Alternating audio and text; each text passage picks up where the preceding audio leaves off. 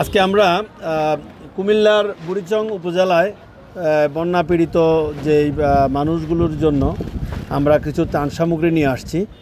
আমরা আসলে এখানে এসে যেটা দেখলাম যে মানবিক বাংলাদেশের ক্ষেত্রে মানুষের যে উৎসাহ এবং যেই মানুষ যেভাবে সাড়া দিয়েছে, এটা আমি মনে করি যে বাংলাদেশ মানবিক বাংলাদেশের যে স্বপ্ন আমাদের, সেই স্বপ্নে আমরা আরও অনেক দূর এগিয়ে গেছি।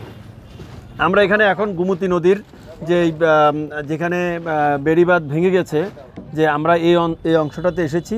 আমরা এই যে নৌকার মধ্যে আমাদের যে ত্রাণ সামগ্রী সেগুলি আমরা লোড করেছি, এবং আমরা এখন যেসব এলাকা দুর্গম, অর্থাৎ যেখানে আমাদের ত্রাণ কর্মীরা পুষতে পারেন না, এবং যেসব এলাকায় আপনার অসহায় মানুষরা ঘরে বন্দি অবস্থায় আছে, পানিতে বাচ্চারা বা ওখানে বৃদ্ধ মহিলা যারা এখানে পানিতে বন্দি আছে, এইসব এলাকায় আমরা যাওয়ার চেষ্টা করছি। সেই জন্য আমরা এই যে নৌকাটা আমরা ভাড়া করেছি আজকে এই দুর্গত মানুষের কাছে যেন আমরা পৌঁছতে পারি।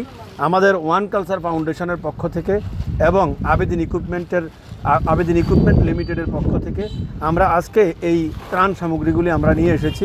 এখানে আমাদের যে স্থানীয় ব্রাঞ্চ অফিস আছে, কুমিল্লা ব্রাঞ্চ অফিস, তারা এই টোটাল কাজকর্মটাকে দেখভাল করেছেন। আমরা হেড অফিস থেকে একটা প্রতিনিধি দল এখানে এসেছি।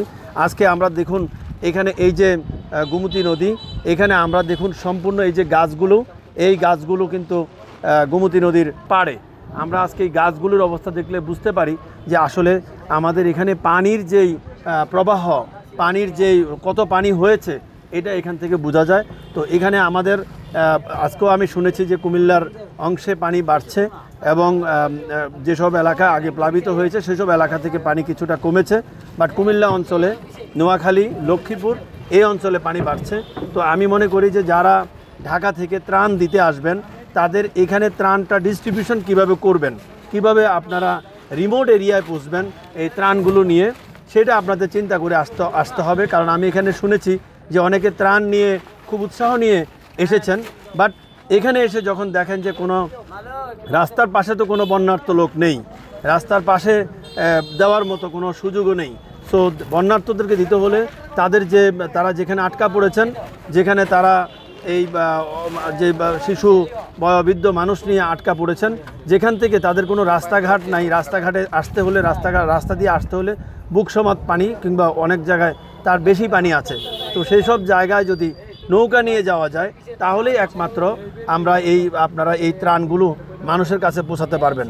অন্যথায় দেখা গেছে যে এমনও আমি শুনেছি যে যারা যতটুকু আসতে পারেন অতটুকু এসেই ত্রাণটা যেভাবে পারছেন দিয়ে দিচ্ছেন, তাতে করে একই লোক বারবার ত্রাণ পাচ্ছে, এবং অনেক ক্ষেত্রে এই ত্রাণ বিভিন্ন জায়গায় বিক্রিও করা হচ্ছে। সো আমি সবাইকে অনুরোধ করব, যারা এই ত্রাণটা দিচ্ছেন, একটা হলো আপনারা সেনাবাহিনীর মাধ্যমেও দিতে পারেন, কারণ তাদের লজিস্টিক সাপোর্ট আছে। আর নিজেরা দিতে গেলে অবশ্যই আপনারা ঢাকা থেকে বা বিভিন্ন জায়গা থেকে যারা ত্রাণের গাড়ি নিয়ে আসছেন, তারা এখানে ত্রাণটা কিভাবে দিবেন এই বিষয়টা আগে থেকে বিবেচনা করে নিয়ে আসবেন। আমি অনেককে দেখেছি ত্রাণবাহী ট্রাকে নৌকা নিয়ে এসেছেন, খুবই ভালো বুদ্ধি, এবং এই নৌকাগুলো দিয়ে এখানকার লোকেরা চলাচলটা করতে পারবে অন্তত যে কয়দিন পানি থাকে, এবং ত্রাণটা দেওয়া সহজ হবে। তো ধন্যবাদ। কুমিল্লা বুড়িচং থেকে আমি Amir Hossain, CEO, Abedin equipment limited, আপনাদেরকে এতক্ষণ এখানকার বন্যার যে পরিস্থিতি সেটা সম্পর্কে ব্রিফ করছিলাম। Thank you.